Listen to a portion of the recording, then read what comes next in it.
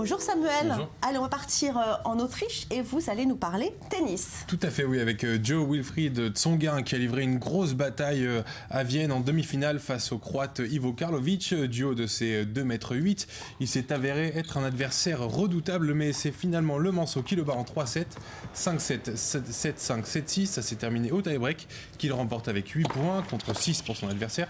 Très serré donc jusqu'au bout. Il va affronter le numéro 2 mondial, Andy Murray, qui a profité du forfait de David Ferrer pour se reposer et se qualifier directement pour cette finale à Vienne. Ça va être difficile pour Tsonga qui a battu seulement 2 fois l'Écossais en 15 oppositions. Je vous propose d'écouter le Manceau après sa victoire en demi-finale.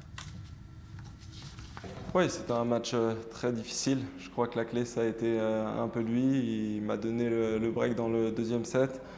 Ça m'a permis de croire encore un peu plus en moi et de retourner la situation. Le plus important pour moi, c'était de sortir de ce match avec le dernier point. C'est ce que j'ai fait et j'en suis très content.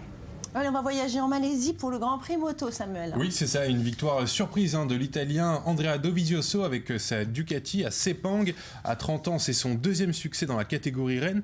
La dernière fois, c'était pour le Grand Prix de Grande-Bretagne en 2009. Il termine la course devant son compatriote Valentino Rossi et l'Espagnol Jorge Lorenzo.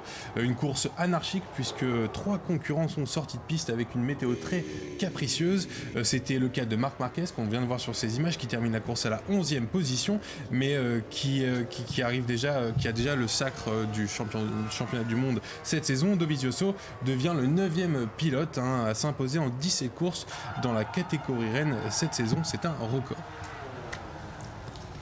Vous nous donnez le vertige. On va maintenant partir au Mexique pour de la Formule 1. Tout à fait, oui. Une pole position de plus pour Lewis Hamilton qui devance son coéquipier Nico Rosberg. C'est la 59e de la carrière d'Hamilton et la 10e cette saison. C'est énorme. Les deux pilotes Mercedes monopolisent la première ligne pour la 11e fois cette saison et la concurrence n'a jamais été aussi rude entre les deux. Il reste seulement 3 grands prix, celui du Mexique compris, avant la fin de la saison, et le Britannique a 26 points d'avance sur Lewis au classement général.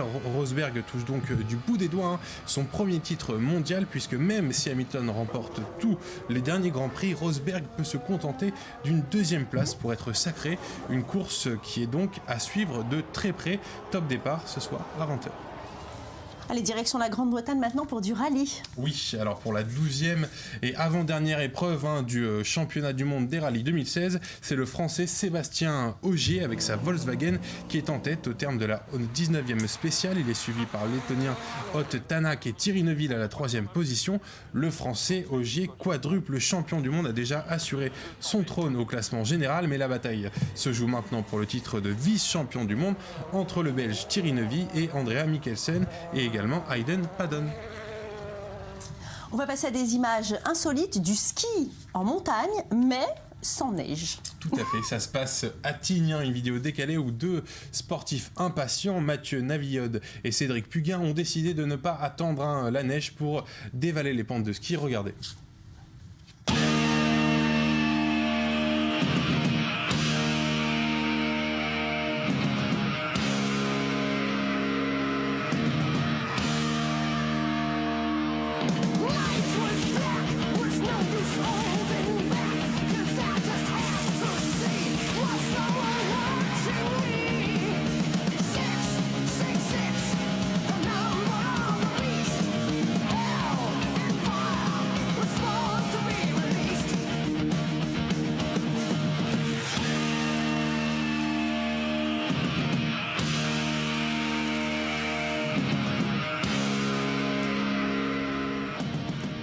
Et bien voilà, c'est fini pour aujourd'hui. Merci Samuel pour ces belles images. Merci à vous Marilyn Smadja d'être venue nous voir aujourd'hui. Demain, rendez-vous à 13h devant la résidence du Premier ministre à Jérusalem.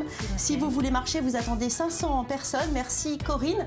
Restez avec nous. On se retrouve dans quelques instants pour la 2e partie de notre émission de Notre Grand Angle. Nous allons parler immobilier. Se loger aujourd'hui est devenu un luxe quasiment inaccessible pour une grande partie de la population. Pourtant, les solutions existent. Vous allez voir les logements sociaux, par exemple de Paris à Addis Abeba en passant par New York. Tour d'horizon de cette problématique mondiale. Restez là, je reviens tout de suite.